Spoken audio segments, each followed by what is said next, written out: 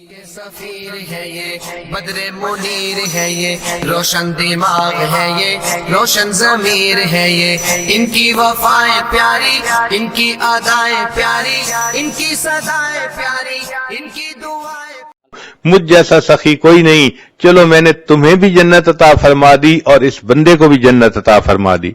رب کریم تو اتنے مہربان ہیں کہ بندے کے لیے بخشش کے بہانے ڈھونڈتے ہیں۔ چنانچہ ہمیں چاہیے کہ ہم اللہ تعالیٰ کو اپنا دوست بنائیں۔ جو قرآن مجید کی آیت پڑھی ہے، واللہ ولی المؤمنین، اللہ دوست ہیں ایمان والوں کے۔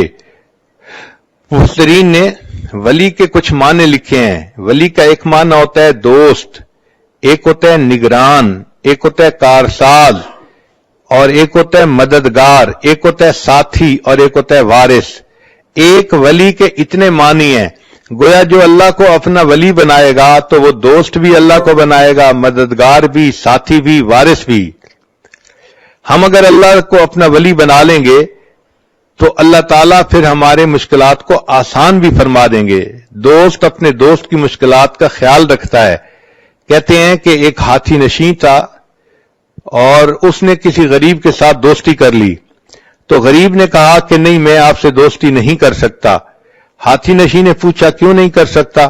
اس نے کہا کہ اس لیے کہ میرا گھر چھوٹا سا ہے، تو ہاتھی پہ چڑھ کے آئے گا تو میرے گھر میں تو داخل بھی نہیں ہو سکتا۔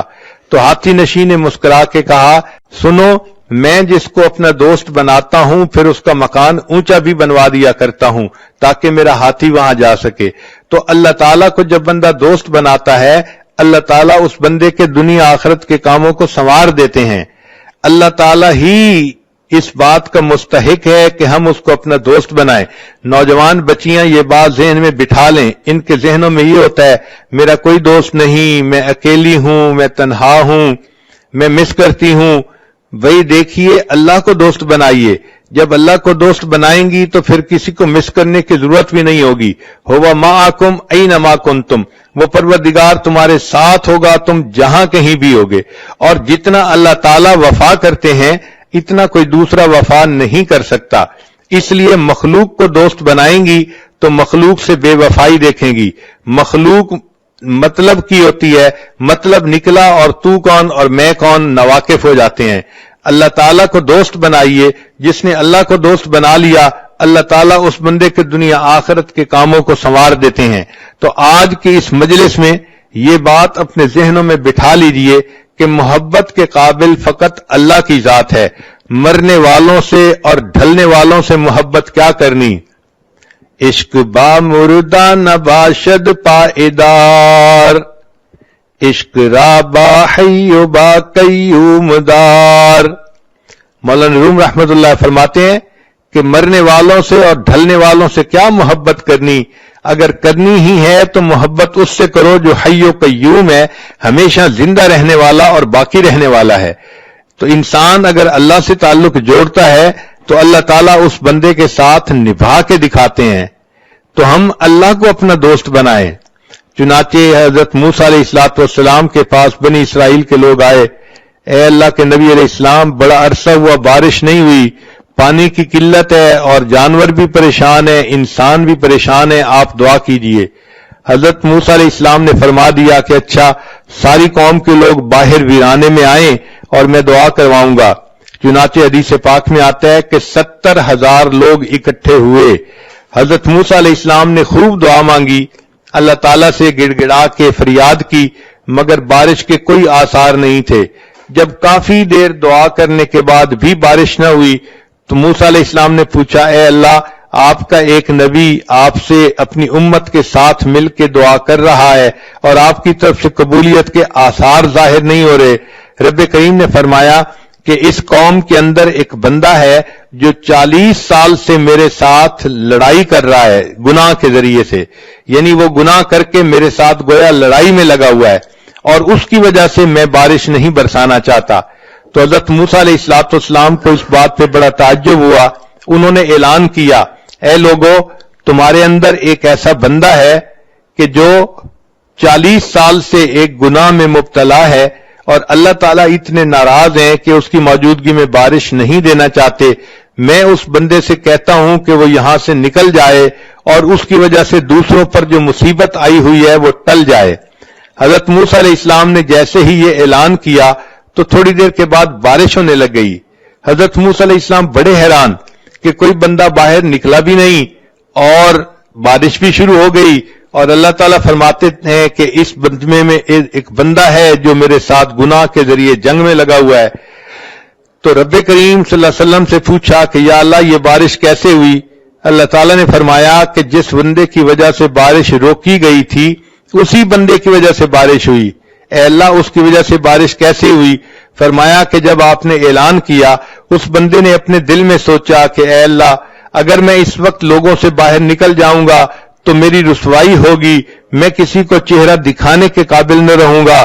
اے کریم آقا آسیتک 40 سنۃ فامہلتنی، میں نے 40 سال آپ کی نافرمانی کی، آپ نے مجھے ڈھیل دے دی۔ جئتک تقیا فقبلنی، اے اللہ کہنے لگا جی کہ اس کی وجہ سے میرے ہاتھ کہنے لگا جی کہ اس کی وجہ سے میرے ہاتھ گیلے ہو گئے۔ تو پتہ چلا کہ مینڈک کہنے لگا جی کہ اس کی وجہ سے میرے ہاتھ کہنے لگا جی کہ اس کی وجہ کہنے لگا جی کہ اس کی وجہ سے میرے ہاتھ کہنے لگا جی کہ اس کی وجہ سے میرے ہاتھ کہنے لگا جی کہ اس کی وجہ کہنے لگا جی کہ اس کی وجہ سے میرے کہنے لگا جی کہ اس کی وجہ کہنے لگا جی کہ اس کی وجہ سے میرے ہاتھ کہنے لگا جی کہ اس کی وجہ سے میرے ہاتھ گیلے ہو گئے۔ تو پتہ چلا کہ مینڈک کہنے لگا جی کہ اس کی وجہ سے میرے ہاتھ کہنے لگا جی کہ اس کی وجہ کہنے لگا جی کہ اس کی وجہ کہنے لگا جی کہ اس کی وجہ سے میرے ہاتھ کہنے لگا جی کہ اس کی وجہ سے میرے ہاتھ کہنے لگا جی کہ اس کی وجہ سے میرے کہنے لگا جی کہ اس کی وجہ سے میرے ہاتھ کہنے لگا جی کہ اس کی وجہ سے اتنے اس کے خزانے تھے، گوڈاؤن تھے۔ چنانچہ جب بنی اسرائیل پر زکوٰۃ کا حکم آیا تو حضرت موسیٰ علیہ السلام نے اعلان فرمایا کہ زکوٰۃ ادا کی جائے۔ قارون کو کہا کہ وہ بھی زکوٰۃ دے۔ قارون اس بات پہ بہت زیادہ غصے میں آ گیا کہ مال میرا ہے اور میں موسیٰ علیہ السلام کے کہنے پر لوگوں میں کیوں لٹا دوں۔ اب غصے کی وجہ سے وہ چاہتا تھا کہ میں کوئی ایسا کام کروں کہ مجھے زکوٰۃ نہ دینی پڑے۔ اپنے دوستوں میں بیٹھ کے اس نے مشورہ کیا، چنانچہ دوستوں نے اس کو مشورہ کیا کہ تم کوئی ایسا کام کرو کہ جس کی وجہ سے موسیٰ علیہ السلام کی عزت خراب ہو جائے اور وہ لوگوں کی نظر سے گر جائیں، پھر آپ کہنا کہ میں ان کی بات نہیں مانتا۔ چنانچہ اس نے ایک عورت کے ساتھ رابطہ کیا اور اس کو کہا کہ میں تمہیں اتنے اتنے پیسے دوں گا، تم مجمع میں کھڑے ہو کے الزام لگا دینا کہ موسیٰ علیہ السلام نے میرے ساتھ حرام کاری کی ہے۔ چنانچہ عورت اگرچہ سمجھدار ہوتی ہے مگر ایموشنلی بہت جلدی پھسل جاتی ہے۔ وہ عورت مال کے چند ٹکوں کی خاطر پھسل گئی اور کہنے لگی بہت اچھا۔ چنانچہ ایک مجلس تھی جس میں حضرت موسیٰ علیہ السلام بھی تھے، بنی اسرائیل کے لوگ بھی تھے، وہاں پر وہ عورت کھڑی ہوئی اور کہنے لگی لوگوں میں آپ لوگوں کو ایک بات کہنا چاہتی ہوں۔ چنانچہ وہ یہ بات کہنا چاہتی تھی مگر اللہ تعالیٰ مددگار ہیں۔ حضرت موسیٰ علیہ السلام کا روب ایسا تھا کہ وہ کوئی بات نہ کر سکی اور کہنے لگی کہ بھئی مجھے تو قارون نے پیسے دینے کا وعدہ کیا تھا اور یہ کہا تھا کہ تم موسیٰ علیہ السلام پر بہتان لگا دو، اور موسیٰ علیہ السلام نے تو میرے ساتھ کوئی ایسا کام نہیں کیا، وہ تو بالکل پاک ہیں اور صاف ہیں۔ جب حضرت موسیٰ علیہ السلام کو پتہ چلا کہ قارون نے مجھے پبلکلی انسلٹ کرنے کے لیے ایسی حرکت کی تو موسیٰ علیہ السلام کو بہت جلال آیا۔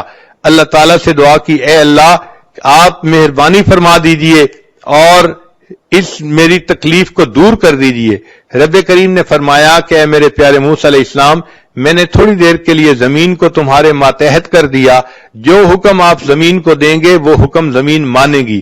چنانچہ موسیٰ علیہ السلام نے حکم دیا اے زمین قارون کو نگل جا۔ قارون تیسرا حصہ زمین کے اندر دھنس گیا۔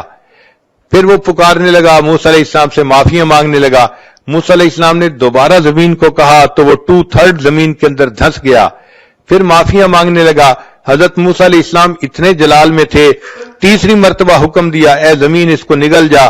چنانچہ قارون کو زمین نگل گئی اور قارون زمین میں دھستا چلا جائے گا۔ چنانچہ جب قارون دھس گیا اللہ تعالیٰ نے موسیٰ علیہ السلام کی طرف وحی بھیجی، اے میرے پیارے موسیٰ علیہ السلام، جب آپ نے زمین کو حکم دیا اس کو نگل جا، زمین نگل رہی تھی، اس وقت وہ آہ و فریاد کر رہا تھا، معافیاں مانگ رہا تھا، مگر آپ نے اس کی ایک نہ سنی اور اس کو آپ نے پورا کا پورا زمین کے اندر دھسا دیا۔ اے میرے پیارے موسیٰ علیہ السلام، اگر وہ اس وقت مجھ سے فریاد کرتا تو میں پروردگار اس وقت بھی اس کی اس فریاد کو قبول کر لیتا اور اسے معاف کر دیتا۔ تو رب کریم تو اتنے مہربان ہے کہ ان کی مہربانی کے بارے میں کوئی بندہ سوچ ہی نہیں سکتا۔ کتابوں میں لکھا ہے ایک بندہ بت پرست تھا، ایک رات اس کو کوئی کام تھا تو اس نے کہا کہ میں آج رات بت کی عبادت کروں گا اور دعا مانگوں گا، چنانچہ وہ ساری رات یا سنم کہہ کے پکارتا رہا، دعا مانگتا رہا۔ اس کے اوپر نیند کا غلبہ ہو گیا۔ اب جب نیند کا غلبہ ہوا تو نیند کے غلبے میں یا سنم کہتے کہتے اس نے زبان سے نکلا یا سمد اللہ تعالیٰ کا نام ہے۔ تو جیسے ہی اللہ تعالیٰ کا نام لکھا، اللہ تعالیٰ نے فوراً فرمایا لبیک یا عبدی، اے میرے بندے تم اسے کیا چاہتا ہے؟ فرشتے حیران ہیں، اے اللہ یہ بت پرست ہے، یہ صنم کو پوجنے والا، یہ ساری رات صنم کو جو ہے پکارتا رہا، نیند کے غلبے کی وجہ سے آپ کا نام اس کی زبان سے نکل آیا اور آپ فوراً متوجہ ہوئے، لبیک یا عبدی، میرے بندے بتاؤ تم کیا چاہتے ہو؟ اللہ تعالیٰ نے فرشتوں کو فرمایا کہ فرشتوں، اس بندے نے بت کی پرستش کی، ساری رات بت کو پکارتا رہا اور بت نے کوئی جواب نہ دیا، اگرچہ میرا نام غفلت کی حالت میں اس کے منہ سے نکلا، اگر میں بھی جواب نہ دیتا پھر مجھ میں اور بت میں کیا فرق رہتا؟ تو رب کریم اگر اتنے مہربان ہے کہ ایک بت پرست غفلت کی حالت میں یا سمد کہہ دیتا ہے، اللہ اس کو بھی پکار کا جواب دیتے ہیں، تو اگر وہ عورت جو اللہ سے محبت کرتی ہے، اللہ کی وجہ سے اپنی عزت و آبرو کی حفاظت کرتی ہے، اللہ کے محبوب صلی اللہ علیہ وسلم کی ایک ایک سنت پر محبت سے عمل کرتی ہے، ایسی نیک پاک لڑکی اگر تہجد کے وقت میں اللہ کے سامنے ہاتھ اٹھائے گی اور دعا مانگے گی، اللہ تعالیٰ اس کی دعاؤں کو کیوں نہیں قبول فرمائیں گے؟ اگر فرق ہے تو ہماری طرف سے ہے۔ عورت کو چاہیے کہ وہ اللہ کو اپنا وکیل بنائے، اللہ کو اپنا نصیر بنائے، اللہ کو اپنا ولی بنائے۔ حسبنا اللہ و نعم الوکیل، نعم المولا و نعم النصیر۔